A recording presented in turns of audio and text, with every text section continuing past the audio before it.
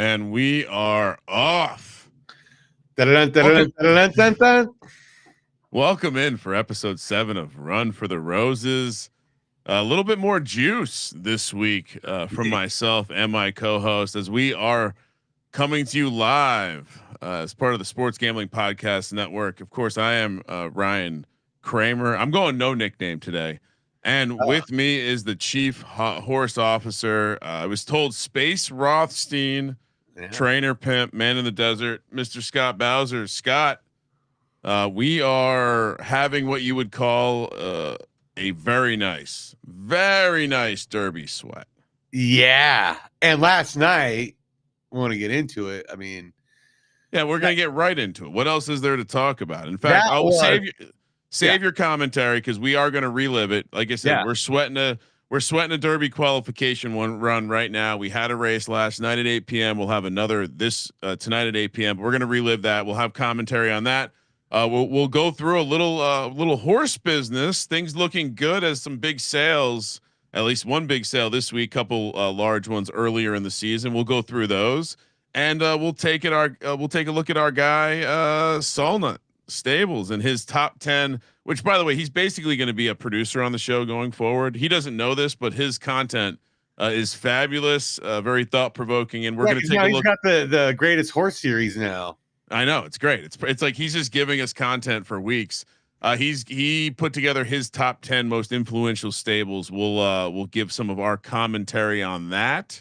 Yep. And if we have time at the end, maybe Scott will give you some tips on some last minute stud deals out there, outside of the obvious, hitting our studs, because that's the only way outside of signing up with the code SGPN to get into the Turf Club. And if you are wondering what we're doing, we're playing Photo Finish Live. Hop in, get your stable started, scan that QR code on the screen, or use the link in the description below, sportsgamblingpodcast.com/turf club. And like I said, get your stable started. Hit myself, Scott, up if you want to ask questions. But most importantly, use that code SGPN because that's what gets you into Turf Club. That's what gets you into some nice free rolls, horse giveaways, breeding discounts, and topical because next week is Derby week and we will have another SGPN Classic on the dirt. So stay tuned for ways to get into that. But I said a lot. We got a packed show, but let's not bury the lead, Scott. You were talking about how we are on a Derby sweat right now. We're on a quest for that spot, one of those elusive 20 spots in the Derby. And yeah, last night, man, boy, was this fun. I got to say this because I'm trying to jinx it. This put us from the number 19th position on the board to the number 9 position on the board, I believe. So, and we had kind of been dabbling with a lot of seconds. Of course, this is Scott. Why don't you tell him about the horse we're watching here? He's ready to gig. Now, I like to call him Big Red. You know, it's kind of he's big. He's like red. that. His name's ready. He's ready to gig. So yeah, I like to call it Big Red. Big Red. Really. So a few seasons ago, they announced they were changing the structure of how the breeding fees worked. So essentially, for some of our S plus stuff, this was the last time we were going to be able to breed it in house for like $800 a pop, where it was going to go up to $2,000 a pop. So figured, hey, let's just fire a lot of this stuff together that maybe we normally wouldn't, but let's see if anything sticks so we know we want to pay more for it down the road. And well, I think on this one, we definitely want to do this because this guy is just a champ, man. He's got that early speed and he'll be competitive with anybody early on, no matter how he's going to finish later in the race. But you can kind of tell when that final turn if he's going to really do it or not, because sometimes he'll kind of start falling back. But in this one, oh my God. Yeah, and like you can see, this is a 12 furlong race. So, you know, I would say in my experience in the game, you don't often see horses leading start to finish and with this kind of distance. And, you know, honestly, this part of the race is where I started getting nervous. We're falling back a little bit. This has been the weakest part of the race for He's Ready to Gig. And so at this point in the race, I'm watching and I'm like, oh, man. Yeah, he fights back. Yeah, like 6 to 10 furlong range. It kind of is where he might, if he's going to have a hiccup, that's where it's going to be. But this condition was perfect for him with the dry track. And Man, look at him go, and looking at the odds there, you're like, oh well, he was a heavy favorite. Yeah, well, part of that's Kramer throwing a nice bet on him. It does look better for the replay when you just say sprinkle a little on yourself, just to drive those numbers down, and then here comes the now I will say I don't think this horse is going to come out with elite finish, but the finish is good enough. I think our theory is elite speed, but the finish is good enough to where it tends to stave off. Because look at him go here. He's coming around that final turn, and he just is really kind of starting to pour it on. And like a lot of times you get like 2 or 3 that really creep up when you're having a run like this, and then all of a sudden you're finishing 4th or something. But not for him, man. He really turns it on here. What is that like? He wins by like 4 lengths or so there. I mean, that's no joke, dude. Yeah, definitely dropped the hammer coming down the stretch there. That very fun. And yeah, it's a hell of a time to be alive, Scott, because with that win, we essentially, I mean, I don't think it's jinxing it to say we essentially clinched ourselves a spot in the Derby. Yeah, because I don't know. Just looking at 10 right now, we're 9th on the qualifying list. I don't know if there's 11 behind us. I don't know if there's 12 that are like behind us and below that I don't know if there's enough races left for them to acquire those points. Yeah, so I think I tend to think you're right as well, but especially when you have to wait 24 hours between each race with your horse. And which we've been in a nice groove with these 8 p.m. I will say, like the format, I like that you can fall into a groove, whether it be a stakes race or a graded 2 race, and having the weekly grade 1s. Very nice, dude. Look at this one, hair past the crown, almost double the amount of qualifying points the second qualify. I mean, just dominating, and he's running in the left dirt soft. I was looking into him, man. He's really interesting because if they put him out the stud, we have some stuff that'll be a match for him right away, and I think we definitely want to get some of that. Yeah, going. I mean, nothing extraordinary about this bloodline either. It's very, and not to say meh, but here, great point on the leaderboard because number 2 is an S horse, which digital mail, another soft. So clearly the preference is being of assistance here. But another one where you kind of like our horse in some ways, although I would say we have more impressive lineage. Yeah, and this kind of horse really impressive. Like in a way, this kind of horse really impressed me. Where, like you said, it doesn't have that impressive a lineage. So that now it tells me, well, what's under the hood there? What's going on? Like there's Void Splitter is in both of these. The 2 horses we just looked at on the soft side. They both include Void Splitter as a grandfather. So maybe, that's definitely that's something to look at. Yeah, something to look at there. So I kind of want to start looking more into his studs now because he's like his progeny, like a lot of his. And then you have 3rd place. You have YSM joining the fray. This is the first firm horse. Now it is worth noting because that is Kingman offspring. Because there is an element of this. I tend to sometimes the sloppy horses can really dominate on the slop. Yeah, but they're probably not going to be doing much in a yielding situation. So, I actually haven't done too much of a deep dive on the leaderboard, but kind of fun to look around. Very curious to see that S up there. I think it's been a couple seasons since we've seen an S make a real run at a major, simply because the horses are just getting better. So yeah, here we are. Like Bowser said, we're currently in 9th. Very exciting. With 54 points, what we were highlighting is we're 20 or 18 I think points. I said on the show last week it's going to be about 50-55 will get you in, and I think I'm looking pretty spot on there. Like, I mean, I think the cut line will be lower actually, but my early assumption of that's like a guaranteed punch ticket in should 11 horses behind us, 16 points north of the cut line. With, as you mentioned, let's pull up let's show some of the structure of the new qualifications. Of course, we have tonight's race, which we are in again. Another great qualifier. Yeah. So these are 6K to enter 6,000 Derby. I did this one. What last I checked, this one had a pretty good. How many people do we have in this field? 11. 11, and a lot of the same characters, right? We see Josh Naggett, one of the horses up there, Lucky in Kentucky. Shout out House of Zedge.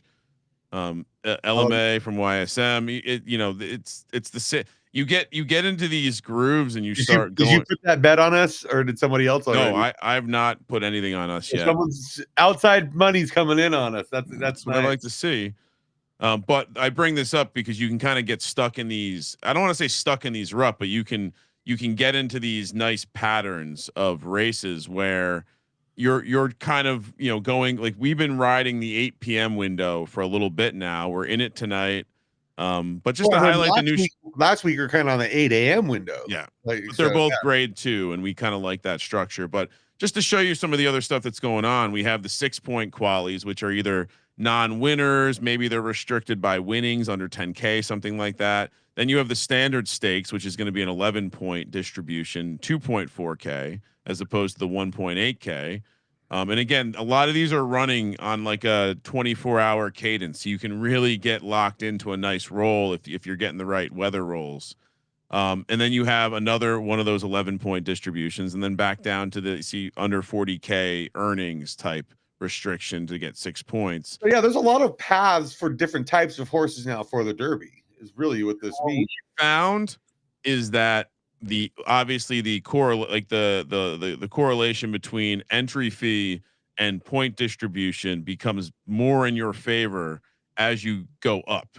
So the higher stakes, 30 points, 6K versus 2.4K and 11 points. Obviously there's a better ratio. Yeah. 1.8 for 6 points too. Like that's, the ratio goes down. But what I like about this is you can test your horse. It gives you pathway to test your horse at different price points. And in some ways, I think this season we would have found our horse in this no matter what. But in other seasons, there's plenty of times where, maybe not. And I would even say, let's go back and pull up our he's ready to gig, because there's also with these two, there's the weekly grade 1 in this structure. Oh yeah. And I'll get back to that, Bowser, but I was really just showing that from a discovery standpoint, while we did come right out of the gate firing. Yeah, an 80 and 82 for a juvenile in its first 2 races with the first and second. Pretty nice. But then we went 5th, 8th, 12th, 5th, 4th, 6th, 5th, 4th. And then we catch a little success at the end of the season, and it's like, okay. And then what happens? Season 29, because we have the ability to pop into one of these 1.8K 6-point distributions that are limited by non-winners of 2. I go, you know what? Let's see what this horse got. What does it do? It comes out, pops an 85, at which point we immediately say, okay, we push. And I don't know. I think, like I said, we probably get there, but that was a step that I don't think existed in the past. And so very nice for it to exist. And again, I think the qualification structure has gotten way nicer. And like Bowser said, last thing, the nicest thing about this new structure is you have the weekly Monday night. Why are we not? This one's Monday morning. This upcoming one. Last one's Monday 8 a.m. Yeah. The other ones were all Monday night. You're right there. So. And then so you have the last race before the Derby, which is the grade 1 right here, which is a 75-point distribution on 12K. So even a better ratio, right? We were going from 30 to 75. Yep. So we're doubling our entry fee, but we're getting 2.5x the qualification points thrown in. And so again, love this as a test, regardless of how our horse is doing now. We won't need these points, but I love this as a final test. I do too, because I feel like this is going to be a good tune up, a good kind of shape up, and see how it does against some. It's going to be some big dogs in that one, I imagine, or people desperately trying to get points to get in. I think you're going to have some people making if you're within, I think what first place gets 30 points, is it? Yeah. So I mean, 40 points, 40 points, dude. Yeah. So if you're 20 points per second, even that's if I had to guess, this might fill up, right? Because why not? If you're within 40 points of qualifying, this can get you in. I mean, as of right now, a win in that would get you in no matter what. That's crazy. Although it probably not going to hold. Probably not. But yeah, that would be why. And you know what? In some ways, like winning one race and being able to qualify at that level, I don't completely hate that. That's usually how it works in real life, dude. If you win like a grade 1, like the Santa Anita Derby or something like that, you win that, you're in, dude. You know, like you win Saratoga, you're in pretty much. Like, and shout out to, I don't know if you're looking at the chat, but shout out to Selna. He's watching. There. He's got the eyeball emoji on us. Better be on my best behavior here. I just love the idea of him being a remote producer by proxy. All right. So anything else you want to do? Last thing I'll say about the Derby, and then it all comes down to the weather roll. Yeah. We don't have a forecast yet. So. I don't think we're dead. Like we've seen our horse put down a decent number on soft. I think we're probably drawing dead on sloppy. Yeah. But obviously I think on soft we can still get top 5, which is still like $500 at least. So I'm thinking the win, the bullseye's at 20%, 0 or 40 is fine. But man, this is not a season I want to see 80 or 100 over here, Bowser. No. Ideally, right. I want to see 0 to 40 there. That's what we want to see. All right. Before we get to the top 10, let's quickly get into some horse business. As we had, some big dog sales went down. I haven't really gone into this, so this is kind of new to me. I'm going to be fresh reactions. New big dog, Cold Plunge. Shout out him and his fun apes here. Yeah. He's been getting involved in a heavy way, and he just threw down his profile pic. Remember that show Drawn Together that they had Comedy Central? It was like a animated reality show. Yeah. That one guy on the right looks like the gay dude from that. Okay. I'm not much of a cartoon guy, but all right. Yeah.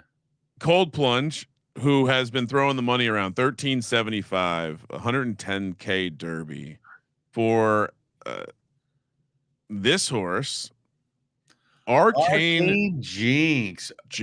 Now, right? This is really interesting because this is a horse that's already started its racing career. 11 starts, 2 wins, 2 places in a show. Well, what was the earnings of? We can get back up to that real quick, Ryan. 42K so far, so not bad for a juvenile season so far, dude. Like that's a very interesting SS minus filly to sell. So the sale went down on the 17th. So we've seen so right after this win, since then, which it's had some. I'm going back to the beginning. Won its first, the curse of the first, the main win. Yep. And then this is a nice win here. And then since then, a second place, but a higher fleet figure in that second next in 87. Dear God.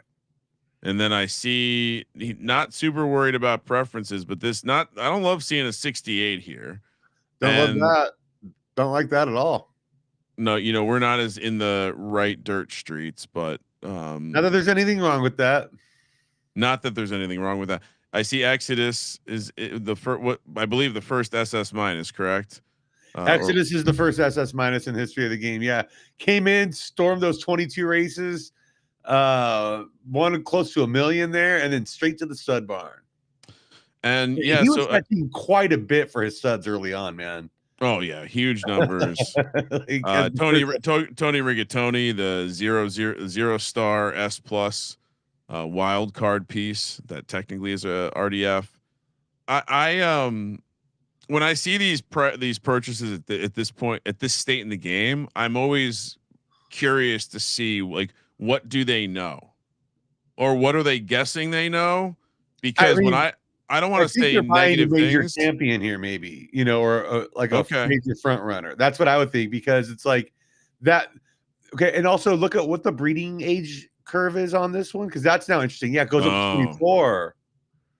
So like our guy, he's ready to Big Red, he's ready to gig, dude. He's with the new like rules of it. Like his breeding ends at age 18. That's how he's set up. So for this horse, you made a decent comment about that though. I think there is like, the value, it won't be there obviously at that point in the game. 18 seasons down the road, we're probably not looking at an S+ horse the same way we are now. So, and in this case, an SS-, and we know this is in right dirt, which is the strongest of the archetypes. We know, by looking at the breeding numbers, this is the most populous this is the biggest population of SS- horses. So yeah, when I saw this purchase, I looked at it and I kind of said, well, I don't quite maybe I'm the donkey because I don't get it. For this horse, I mean, I'll play devil's advocate here. A podium in the 3rd-time championship, the right dirt major, automatically pays for the horse. Then that's fine. And then that's fair point. And then from there, you now have this high-end elite good preference female at the top of the spear, basically. Yeah. All right. Well, dude, let's you know what? Let's bring up there were a couple bigger purchases earlier in the season. Maybe we pop open and take a look at them as well. This one, full of Miss Madeline.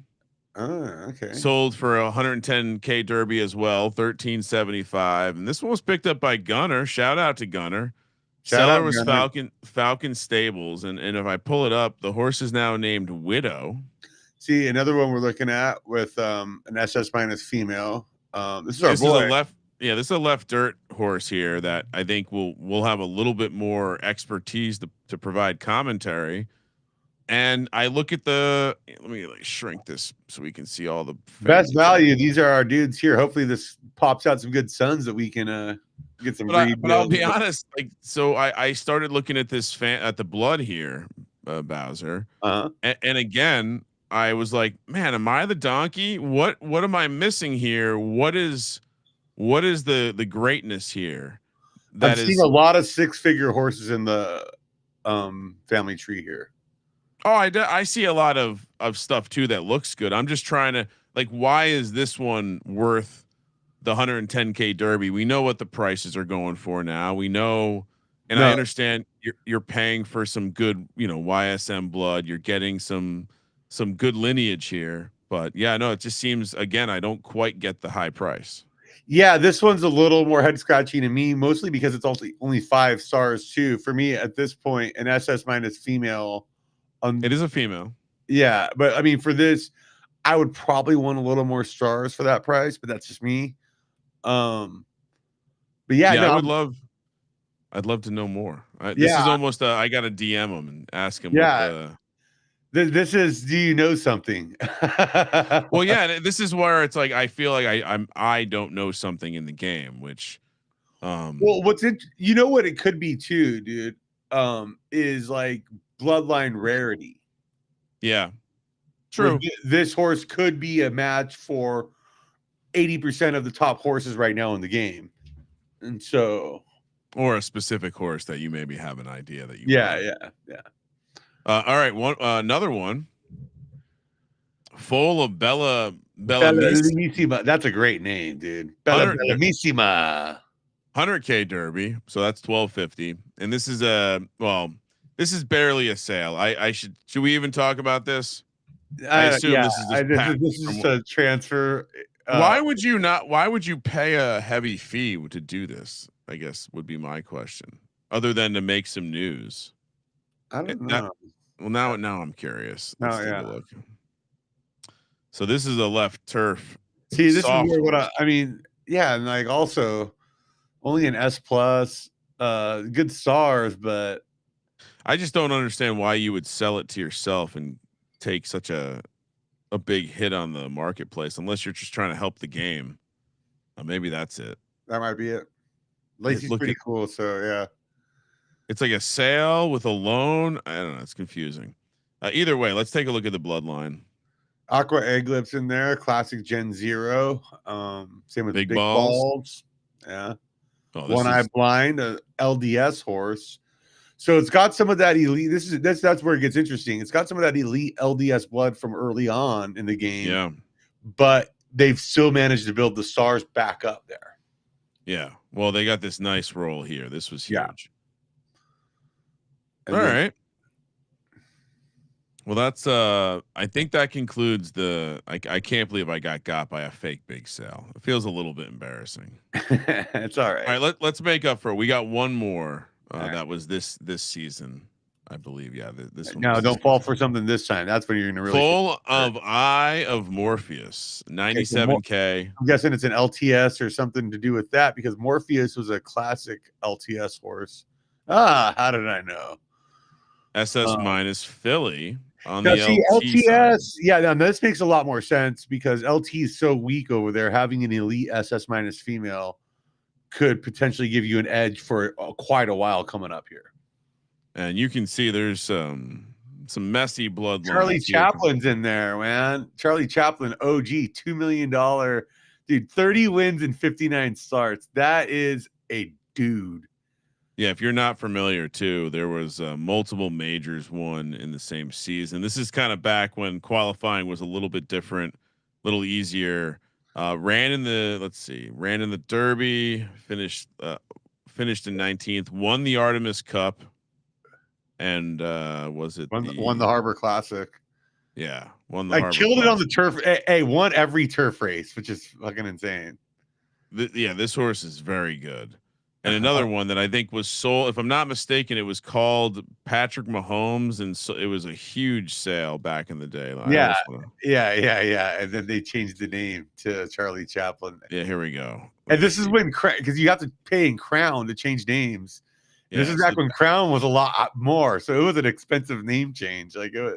So purchased for $932,000 Derby to give you an idea of a old OG horse Look at price. That. Rename Patrick Mahomes to American Dream. Rename American Dream to Plutonite. Rename Plutonite to Charlie Chaplin. Got it. And then the rest is history. Yeah. All right. Interesting. All right. So that's a shout out to Con BG. I'm not familiar with this stable. Are you? I don't know, but there was in the other game, there was a analytics legend by the name of BG, and he was a cool dude. Hopefully that's him, man, because be cool to see him getting involved here. Jockey Club exec. He's got only 186 races under his belt, but clearly doing some damage. So that's fun. He's coming out swinging. Look at that stable, dude. I know. Look at all those SS minuses. I know, right? Like this is like how rich, right? How rich. This is what you got. You just started. Son of a bitch. And I see a lot of it's left dirt. So, dude, this guy's gonna be competition for us. I know. I suddenly hate this person. Yeah. And you got a Moon Dang kid. Come on. All right. What's up next, Bowser? Should we do a little top 10? Let's do some top 10, man. All right. We got dude. Okay. I mean, we got the commish himself in the chat. So if he wants to fill in any gaps for us. He's enjoying the history lesson that we're throwing down. So I think the commission is so good for the game. I'm not ball washing him right now because he's in the chat. Like, just from he does so much good stuff for the game, so much good content that he puts out there on X.com, the everything app. And I thought this was really cool of him to do the top 10 most influential people in PFL history. I think this should be something he does every 10 seasons or so. I think that'd be really cool. Well, and honestly, if you haven't read the manifesto, I just think in general, there's only so much quality content being produced around the game. And so the fact that it's quality content also coming from one of the stables that has actually executed against some of the stuff that he says. And I enjoy anyone that stirs up shit. Yes. and gets these fucking NFT nerds upset with their panties in a bunch. Also like that he hasn't sold Crown, much like us, Bowser. Yeah. So yeah, he like you said, the criteria were influential, and much like our show is defined by us, and you will live vicariously through us. This was defined by him. So that's an interesting criteria to start with because people are already mad. I can tell. Yeah. But anytime you make a list like this, people are going to be pissed off. So, hey, do your thing and use your criteria. And as long as you keep the dialogue going, people are talking about the game. It's a good thing. So starting with number 1, did you know who do you know who this person? Because when I read this list, I had no idea. I don't know who this person is. Who this was, but obviously the idea of building a tool that allowed people to breed. I mean, Bowser, to think even like 5-6 seasons ago, the game wouldn't even tell you when you were going to inbreed. Yeah. Which we made one mistake in our many breeds. We made one horrible scientific mistake, but the idea that someone built a tool, which again, the tools of this game are quite extraordinary at times, and built this tool to allow people to like, how does the game exist if not for this guy's tool? So in some case, this guy could be way higher on the list. You can make the argument. Should he not be higher? If this tool doesn't exist, does the game exist, Bowser? Dude, I mean, that would be the question. Maybe not as we know it, because the entire Gen Zero population right now, who would have known how to put those Gen Zero horses together? Because this was him, because people had these PFPs that get you in the exec club and whatnot, and you put the PFPs together and make the original Gen Zeros. So, I mean, this is truly some legend status stuff here, because it allowed a lot, like the Tony Rigatonis of the world to exist. So, and it's almost like we need to expand on some of these things. Like, I'd love to know more about his exit. I mean, when you call someone in a digital space leaving with an Irish exit, that has to be amazing. Yeah. Because of course, if you don't know what an Irish exit is, it's the classic, you got way too drunk and you just sneak off, disappear, and go to bed. I wonder how this went. Shout out Kevin O'Neill. Sounds like he was important, but sounds like you could argue he should be on the game's Mount Rushmore. Yeah, I mean, there's definitely some founding father vibes going there. Next up, we got Mr. Zedge himself. Yeah, House of Zedge, Sable's House of Zedge. Now he was a big shot in the other game, and it was nice to see when he finally came over full time over here, because he's been nothing but a positive to the game. He's really put a lot of capital in, so like, and he, and I hate saying these words, but like, so many people complain about the liquidity of Crown and whatnot. Well, here's a guy who's done everything in his power to improve that. And so, anytime like a lot of these people complain about that or the lack of new stables, it's like, what have you personally done to him to make things better? And this guy, you can point at a lot of things he's done to help the community. I'm still scrolling through SS minuses, by the way. Yeah, as you've been talking this entire time. This is absurd. You want to talk about it like girth and length all at the same time? So Kevin O'Neill did some rugging. So yeah, he lost points for that.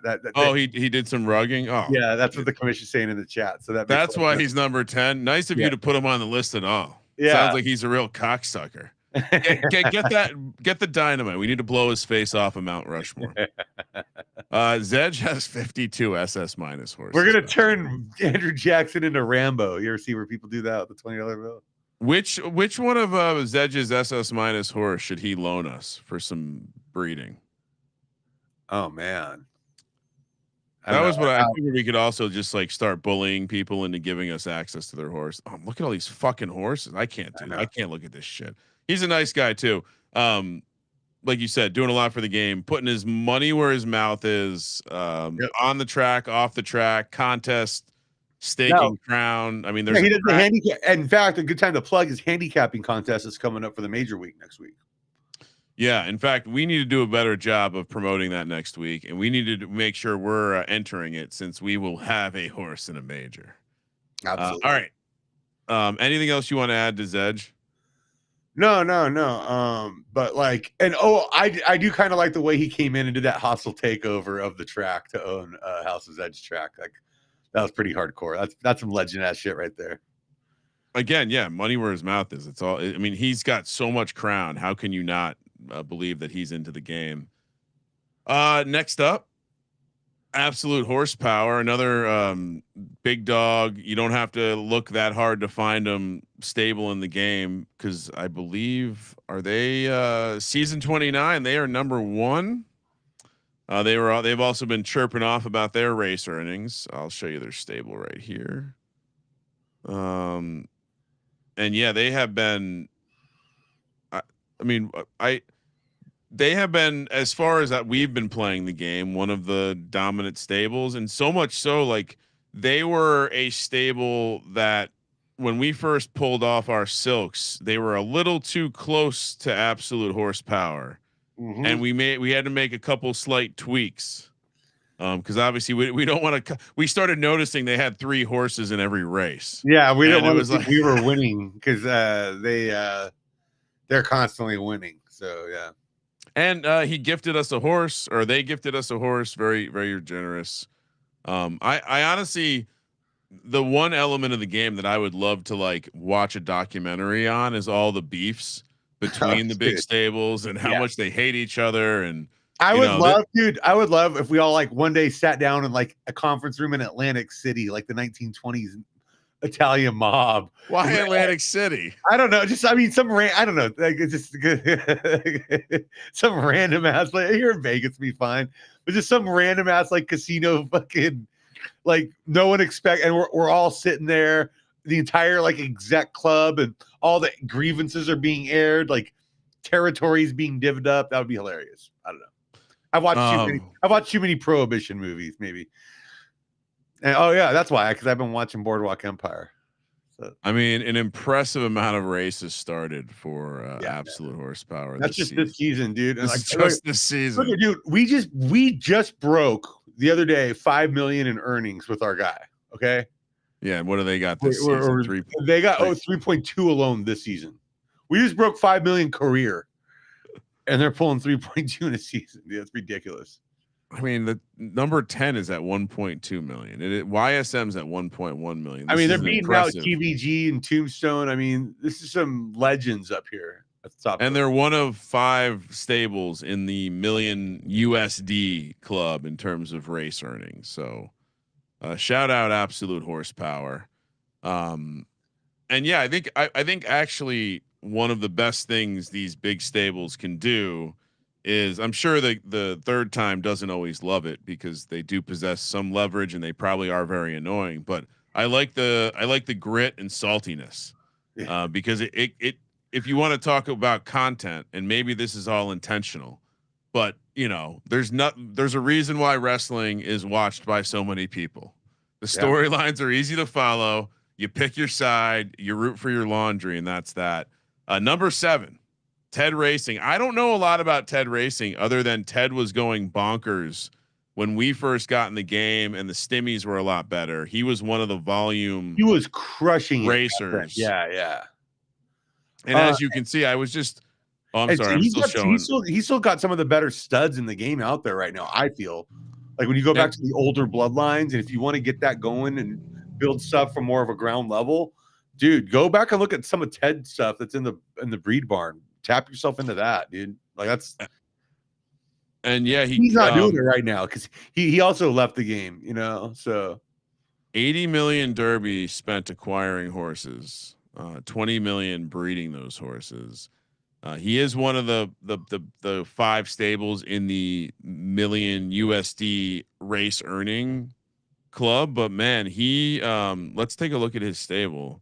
83 million lifetime, 24K races, unreal.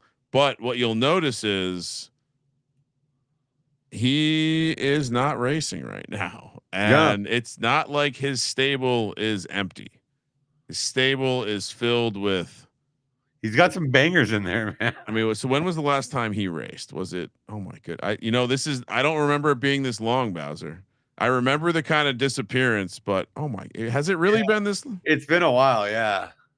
Season 22, the last season, and that was a very modest season by his standards. So. Yeah, so his last real season of racing was season 21, and you look at some of these horse. I mean, he still has some SS minuses. Like he was out ahead of the field, and he just put it down.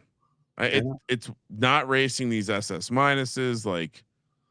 And some of these guys that aren't really on social media and engaging on these platforms, you never know. I mean, hopefully he's okay. So hopefully it wasn't like health concerns or anything like that.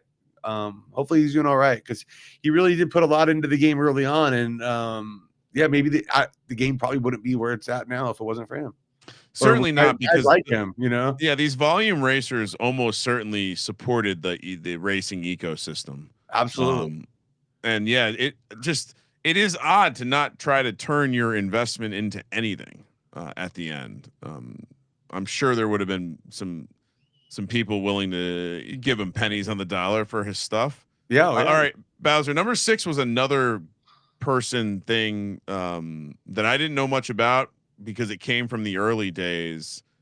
Former PFP whale Steelheart, one of the first to accumulate 2 million in crown tokens via the PFP bags.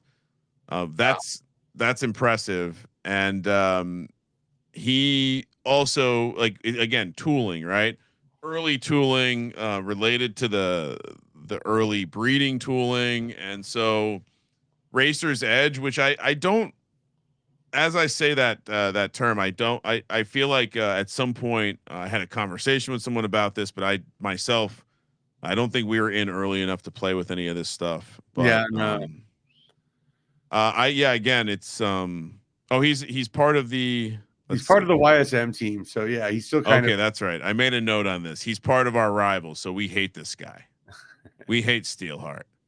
We want to take him down. Anyone who's aligned with YSM, I mean, YSM is the Death Star if you're racing in left dirt. So you say they even have a British, they have a bad guy accent. Peeb has the bad guy accent. He seems like a nice guy, but he has the bad guy accent.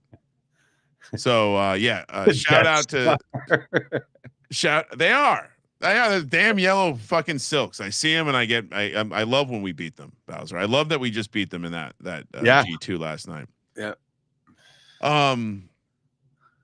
Yeah, no, and I think some of the again, like some of the early tooling guys, obviously, like does the game exist without him? Probably yes, but yeah, because this really kind of took the horse population to another level. So yeah, very important what he did.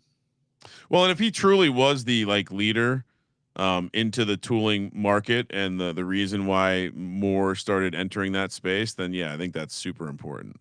Yep. Number 5, the Chapman Crypto.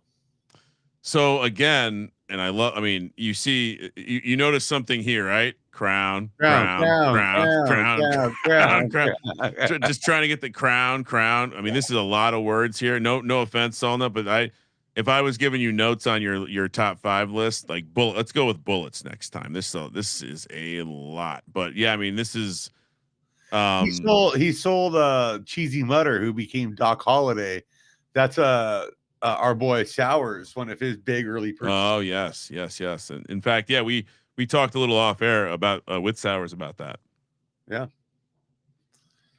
Shout out to let's see what his he's got the iconic green, the Morning Wood PFP. Yes. It is funny doing this show. I get a lot more when you start seeing the PFP avatars from the horse game. It's excellent. Looks like he's active on social. Shout out to Mr. David Chapman. Beautiful rose next to his. Well, you're not going to give him a follow, you jerk off. All right, I'll follow him. I had no choice. You really put me in a body bag there. I put you on the spot on that one. Shout out to Mr. Chapman and shout out to Crown. Oh yeah, the Commish is definitely in for the YSM hate. He's here for that. You know, Commish, if you want to team up with us, maybe on a back channel to help take these guys down, we're in. We'll play ball, man. We will collude all day. We need to figure out a great way to have just. Let's shit stirring. We need to think of keener ways to shit stir here. Number 4, Big Brain Stables. You know, when you got bad guy British accents, you got to be a little more you got to play the strategy game a little more with these guys. And they're fucking kicking our ass. That's the worst part. I know. Nothing worse than losing to some Brits or anyone with a British accent, really. Shout out to Big Brain. Who's number 4 on the list here. And so this is a stable that we at least have a little bit more overlap with, but man, I did not know a lot about the PFP element. I mean, again, like these guys that were backing up the dump truck and minting all these PFPs, in some ways you could argue the game doesn't really happen. Yeah. With all you don't get all those PFPs. Yeah. I mean, You need a critical mass of people willing to be degenerates. I mean, like honestly, Bowser, if we had gotten in at that point, that might have been us. Yeah, I did. For those, we haven't really told the story of how I got into the game, but it went from like, yeah, I'll buy a little bit to like, what if I had a lot more? I honestly called Bowser one night and I go, what if we had a lot more to work with? And he goes, we could buy more. Yeah, I'm like, well, I guess we would start expanding. Yeah, now 600 horses later, here we are. Yeah, we're at even 6 bills right now, man. Yeah. So again, like these guys that dumped early capital in, it's almost like you're an angel investor or like a and I mean early entry VC. You're critical because if enough of you people don't exist, then the thing never gets off the ground. I'll say this with Big Brain specifically with getting all these PFPs, taking that crown that came, the crown emissions that came with those PFPs, and then using it to own a racetrack that he's still the majority stakeholder on. That's huge for the game right there. Let's not discount that at all. Yeah, so maybe I'll pull up the track. Let's look at the tracks. So who are the tracks currently? Well, we got Churchill. Yeah, so that's their own thing. They own, which we like to call Virchill Downs. Virchill Downs, yeah. Big Brain, which again, I mean, in order to be a branded track, you have to be the majority stakeholder, which the percentage that needed to be the majority has come down since we joined the game, Bowser, which is also excellent, showing more people, more distribution of crown. But Big Brain, one of the tracks here. Yeah, dude, there's 25 million staked in that track, and he's holding, 10% of it. 10% of that, 10.6% of that. That's nothing. He's got, that's a nice bag. Then we have Block Bet, which obviously there's something. This is related to a partnership, which generally I would say at least one of their tracks is something like that. Blue Exotic, who shout out to them. They not only have dumped massive equity into Crown, they've also dumped massive equity into Third Time and are investors in Third Time and the game. So again, you want to talk about critical pieces, and then House of Zedge, we already talked about him. Got his own track, huge crown bag. He's also almost 11% of 31 million, Bowser. Yeah. And then La Jolla, which has been, I think is this the most which tracks have remained the same the entirety of us playing this game? I think La Jolla has had it the entire time. And maybe Big Brain. No, they came in. They weren't one when we started, but yeah, I mean they've been around a while. But yeah, La Jolla has been here the entire time. So shout out to them. Have not had a hostile takeover. All right, back to the list. Oh, shout out to number 3, aka GVG. This is a guy who the commish had to go, but he said, "Feel free to talk as much shit as you want about me." No, we would never, man. We love you. We got to get the commish on the show. We'll maybe a special Sunday conversation with the commish. Oh, I love. Maybe it's a Saturday conversation. That would actually be a great idea for the Derby shows. Yeah, like little they do that on like Super Bowl Sunday, where they'll have like those random like long peak form interviews earlier in the day. I like that. So number 3, GVG. This is a guy who I had been introduced to, not directly, but you speaking about him as the original reason why we needed to get into this game. You're like, this guy is giving out horses. We should get in this game. What season was that? Was like season 6? Season 6, something like that. And it was like, for people leaving the other game, he was basically like, if you buy a mare, I'll pay for 2 breeds with my studs. Pick which ones, and I'll pay for it completely. So you can start off with some good blood in your stables, which hell of a value. I mean, and a couple of things here before we get into the details. But one, great follow on X, because he's gotten into the real horse game. I mean, he's still doing great on the track. I have met him at an event before out here in Vegas. Very cool guy. Like, very cool.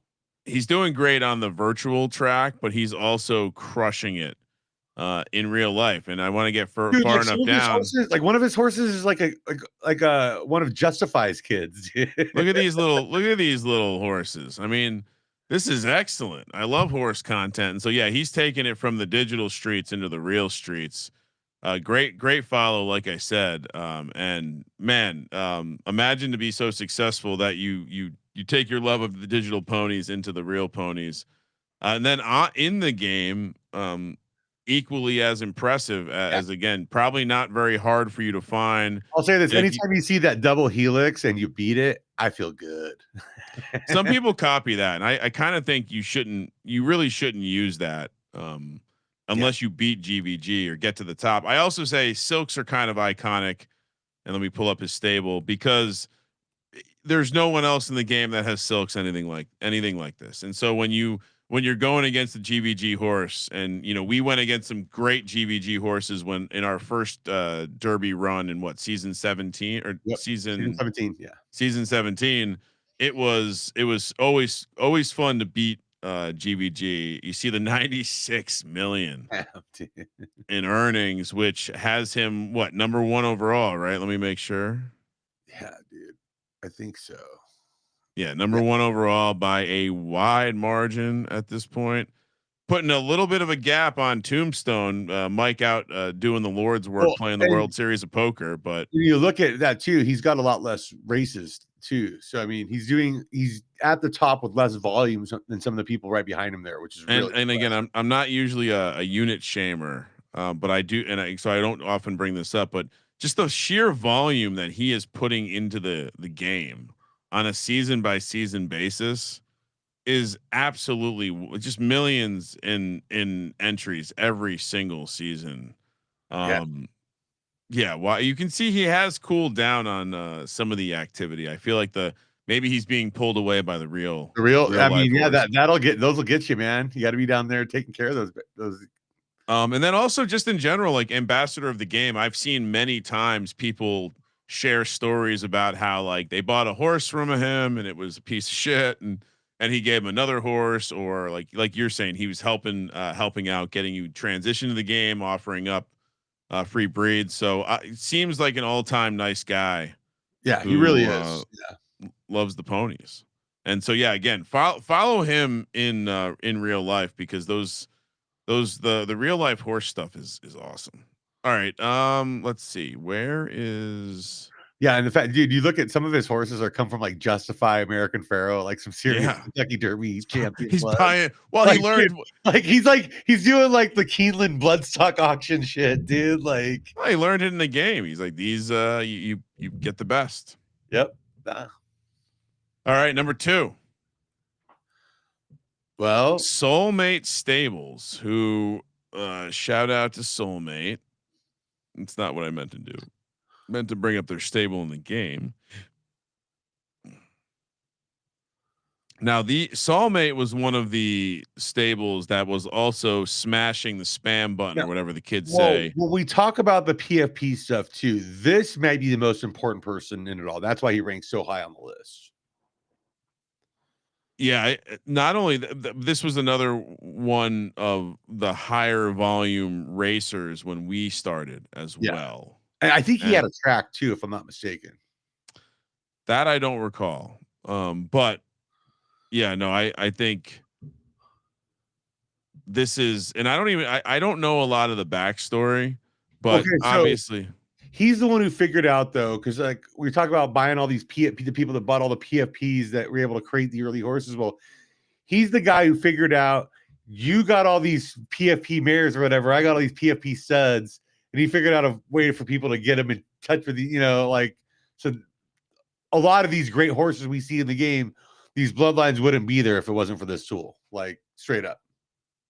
Yeah, so this is another. Well, you also pumped a ton of volume into the game, but it seems like critical. And again, these foundational PFP breeding, tooling, whatever it was, how can the game exist without that stuff? I don't quite understand. Yeah. Number 1. Well, when you make your own list, you put yourself at the top, right? But no, he has been very, very big on the game. I mean, big fan of the commission. So, what are your thoughts about making a list, putting out in 3 parts, and then putting yourself number 1? It's a boss move. I mean, That's some alpha shit. I'll tell you that right now. Also, a little Aaron Rodgers. It can be, I guess. Little Aaron Rodgers. Well, Aaron Rodgers is a Steeler now, so I'm okay with that. I know. I was gonna say you might. You're twisting your. Should we pull up his stable? Take a look at it. Yeah, no, but dude, he, like, all joking aside, like, he really has, like, done a lot for the game and really, it might be the best. That right there. You're gonna highlight that. That's what I was gonna say. Is like maybe the most influential breeder in the history of the game. Well, he certainly was the best marketer of his stuff. I mean, yeah, like you can both be right and be really good at letting people know that you're right. And I think a little bit with breeding in this game is how do people know your thing's great if they don't know it's great? Yeah, there are small pockets of community where people have access to extreme tools and probably would find if it truly is great. But a good example is like when we're going on these derby runs, we start racing in the same races with some of these horses, and we know it's like, all right, that's a horse we would like to get together with in the off, when it's time. Like, remember with it was Vaporize was one that we were like, okay, we're going to be breeding heavy with this guy when it's time for us to. Yeah, and so I think I don't know. I just the idea of marketing your stud, especially with the way this it worked in the beginning. You didn't pay tax as the person with the stud. You didn't pay. I mean, you didn't really. It was very beneficial to be the stud holder, and so realizing that perhaps it was dumb luck, or perhaps he realized it. And one thing that he wrote, the commission that always resonated with me is that there is an element of females a liability. It's going to cost you money after retirement. Studs are potentially revenue generation elements after retirement. And so, killing that early version of the game and collecting all those earnings via breeding 35 breeds. Now we're down to 18, right? You could breed your whole life. Now we have breeding windows. I mean, certainly maximize there. And I would imagine, I don't know if he necessarily was as critical to the game because the game wasn't getting rich off of breeds. That kind of came a little later, but I do think he was revolutionary in getting other people to market their breeds and getting more people to talk, push the idea of, well, it really stirred up the market. It like accelerated the marketplace. And just the idea of him coming up with this bullshit, like, hey, don't worry about the like he's a salesman, right? Like, don't worry about the subgrades. It's a winning gene, forget about it. Don't worry about. There's no engine. Don't worry about it. Hey, you want stars? You don't need stars. It's a Ferrari. Don't worry about it. No stars today. Don't worry. That is totally his. Like the winning gene is don't worry about it. Yeah. And sure, maybe it exists, maybe it doesn't. We have a whole day coming on that next season, so stay tuned. I think there's more belief coming from me that that there can be a hidden level of genetics that allows a horse or a bloodline to be a dog, and I do think that when the game comes to the end and we get to that point where it is all the best horses or SSS, whatever, I do think there is an element of how will things be differentiated at that point. So, anyway, I forget about it. Don't worry about my subgrades. Forget about the subgrades. All right. So thank you to Solna, and we will, as long as he's putting out these lists, I think we have. Yeah, we'll be covering them. Yeah, for sure. And we saw so I guess next week. Well, I mean, not just to like want to piggyback off his list, but it's like he knows a lot more about the lore and history of the game than we do, and it's a good way for us to catch us and some of these other people up on it. So yeah, I almost think I want to pivot to where we start doing story time with people and just get a good story about the game. Yeah, I like that. I like that. A critical piece or time in the game. A fireside chat when things are going nuts. So. All right. What else do we have to talk about, Bowser? Well, we can take a look at the Derby bubble watch here, I think, before we go and see who's kind of on. Is there anything you wanted to call out? Oh, no. Yeah. Let's talk about just a couple studs here because our boy is tearing it up in this thing. It would behoove me. Did I use that right? That's good enough. To not mention His father is currently Charged Cybertruck, currently in our stable, in there for minimum right now, and he produced our boy. He's ready to gig, and if you look, not the greatest upgrades, but clearly he's passed something on. And I feel like if you got a good female with some finish, especially you want to get in there, this could be your ticket. He's got casino on the one side. Our friend Solnut Kamish coming back with one of the great studs in the game. Yeah, which comes from one of his great mares too. So you see what he did here. He knew to go after Rose of Zion with Delta there, create casino. They also made there's a brother of casino that's pretty good too, with these exact parents. I can't think. And then -110, one of our better early winners that we've had. That's one thing I really like about He's Ready to Gig is like, we bought -110, we bred her, made Charged Cybertruck, we bought Lamasi, we bred her, made Pleasure Dome, and so we really kind of built this through the grandmothers in a lot of ways that we bought. So yeah, and I think Scott Street Samurai and -110, you want to talk about a winning gene profile. Now, this was at a time in the game where there were plenty of S pluses, but S's were still able to do damage. But this is not there's nothing spectacular about this profile. And as you can see, this horse did some damage on the track. And so finishing a podium in the Twin Spires Gallop. Yeah, finished third there. So, I mean, this is the kind of thing that makes me think this, we know Samurai was great. Scott Street was great. Is it possible there's some winning gene here? And then we know that Solnut has told us there's winning gene here. Yes. So if we put winning gene together, maybe we've created a dog. Yeah, he didn't really do much for us. We didn't run him much, but he never really showed out. But now we look at his son here, He's Ready to Gig, and he's got his dick halfway in the Derby. Which again, looking at that bloodline. Shout out to Pleasure Dome again, coming through Morningwood. Like you said, Bowser, the coolest thing about this horse is that it's made by two horses we made. Yep. So it's second generation making. And so, yeah, so you're saying you can still get a piece of this Charged Cybertruck? You can still get a piece of him.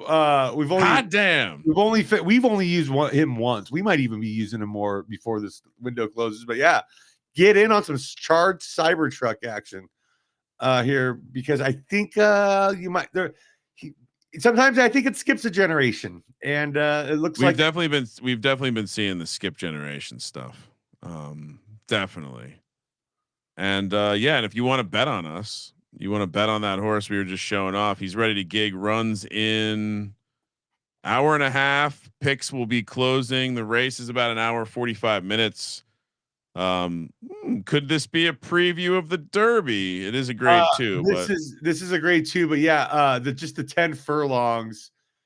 Really want. I'm like, I really want to see him have a good performance here. It's not just about the money at this point. It's scouting. Yeah, I know. Well, it's funny because after that win, it's like, well, we don't really need any points anymore. But man, let's get another win. Yeah. Will we be wagering on ourselves back-to-back nights? Yes, we will. I think we have to sprinkle, right? We have to sprinkle. All right. Sweet. Anything else you want to add before we get out of here? We're hour 5. Nice tight hour 5. No, I think we got everything. Yeah. So next programming notes, as per usual, next week we will be doing a live stream for the Derby on Saturday. Yeah, Baxter's Cup, Twin Spires Gallop and Sprint, the SGPN Classic, a lot of good stuff there. The Classic, if you're in the Turf Club already, you'll be getting a DM from me. If you haven't heard from me, hit me up. And if you want to get into the Turf Club, maybe you're new to the game, get your stable started, head over to sportsgamblingpodcast.com/turf club, use the code SGPN, get you right in. And if you get in right now for this week, you're gonna have a free roll on Derby Day. You want to race at Virtual Downs right away? This is your ticket. Which let's you know what? Let's pull it up. I have not I've not pulled up the race, but let's yeah, pull it up is real up on quick. there. So. Which, by the way, the graphics look great. Shout out the third time. Yeah, they really did a cool job. This is not the. I will say this is not the distance, but this is the placeholder. 6:15 after the it's Derby. gonna be 9 furlongs, I believe. Is that what we think it's going to be 9? I think it's gonna be 9. And so yeah, but the main reason I wanted to bring it up was 8K. Nice little free roll here again. This will be free to enter. The only criteria is being in Turf Club or in the Friends and Family program. There's a 99.99 crown in there too. So pretty much, yeah, you're locked in to get a little crown too. So if you haven't, again, if you haven't signed up and you don't have a stable yet, head over to sportsgamblingpodcast.com/turf club. Use the code SGPN. Get in, hit me up. Let me know you did, and I'll make sure you get into the free roll this week. There's also plenty of newcomer free rolls, and tons of ways to get you in the game. The trainer horse, we can get you betting on races like this one featuring us. Real quick before we go here, dude, I just wanted to say, because we have one of the funniest 2-year-olds running in the game right now. That maybe we should. Do we want to? Well, before sign up, code SGPN, and get in the Turf Club. The other way you can get in the Turf Club, if you're already in the game, breed with us. Yes. If you're looking at our studs, maybe it's Charge Cybertruck, maybe it's Samurai, maybe it's Dallas Sucks, maybe it's Bowser's Castle. We've got a bunch. Hit us up. We'll do a deal. But that is the easiest way to get in. And yeah, get in the Turf Club. And once you're in the Turf Club, giveaways and most importantly, free rolls. First one next week for Derby night. Who are we bringing up, dude? Because we have that one horse. Who is it? Our guy. Oh yeah. Let's pull this one up. Because I really feel like we need to talk about this because he's been a promising 2-year-old, but just this is so funny. 10 starts, 7 shows. He will hit that podium. He cannot. It's the dumbest horse ever. It's so funny, dude. It's so funny, dude. Because the fleet figures are pretty consistently there in the low 70s or whatever. It's not a good horse, but it just keeps popping up like there's something going on. So 6, 3, 4, and then 3, 3, 3, 5, 3. But I say this, 3. This is he's Ready to Gig's brother, who's the juvenile this season. Okay. Yeah. Yes. Good call. It's Pleasure Dome, and well, this is a Purebred 3. For Purebred 2. Sorry, Purebred Gen 2. Yeah. But yeah, he just keeps hitting that podium in third. I just wanted to throw that out there because we keep talking about his big brother, but man, this guy's pretty hilarious. He's also got that red coat. This is Little Red. I will say this, and this is I'll show him off, but this is probably the horse that we're gonna run in the classic. Yeah. Showing hopefully it's a firm roll. Just look at this sick coat though. It's just and with the white mane, the sick coat with that white mane makes him look punk rock, dude. Which again, Dallas Sucks. Let's see how many only 2 studs this season. Highly recommend. This is if you're looking for some lower level, dude, he's been very good for us and was a great horse on the track. Talk about winning gene. He had it. Great stars as well. If that's what you're looking for. All right. Good stuff. Good stuff, Bowser. We got a race to watch in an hour and a half. That's going to be extra fun. There's nothing like a Derby sweat. Every night I got this race. I'm sitting at my daughter's soccer game. I'm sneaking my phone out and I'm watching. It's funny you calling me from a youth soccer game last night. That was pretty funny. Yeah, I had to take. It was halftime. I had to call Bowser, celebrate the win. Very, very excellent stuff.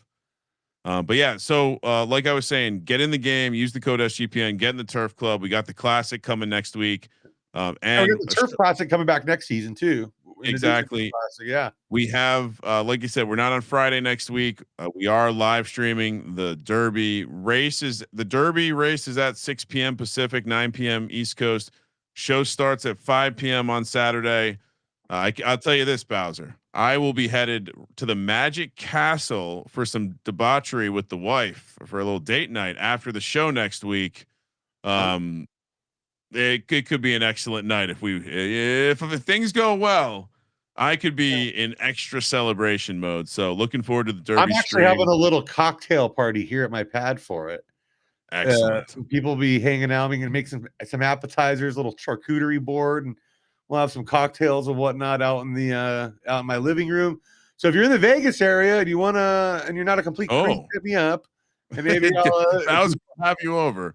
If you're not a complete creep, I got a couple of parking passes for my gated community. Let's go. And if you're watching live, and you haven't already subscribed to the Sports Gambling Podcast YouTube channel or wherever you're watching this, please do. Live 5 nights a week. We've been recording our college football preview series with Colby Dant, the Dantabase, as we look to cover every conference. Yeah, he's the inspiration behind our horse Pick Dundee, who's in the stud barn now. Let's go. And had a very successful career if you're looking for him. So. And weeks away from Sean and myself breaking down every single NFL team in our NFL team preview series. How Sean loves Bo Nix and the Denver Broncos this season, and we have a horse. Sean loves Bo Nix, and it's a horse. And it's a horse. Broncos. We like Broncos as well. So well done, Bowser. Bless you. Sorry about that. I was really trying to stick the land. That was difficult. And lastly, if you're watching live, I will be live with Sean and some other friends from the Sports Gambling Podcast Network later tonight on VSiN, 8 p.m. Pacific, 11 p.m. East. We're breaking down NBA Game 7.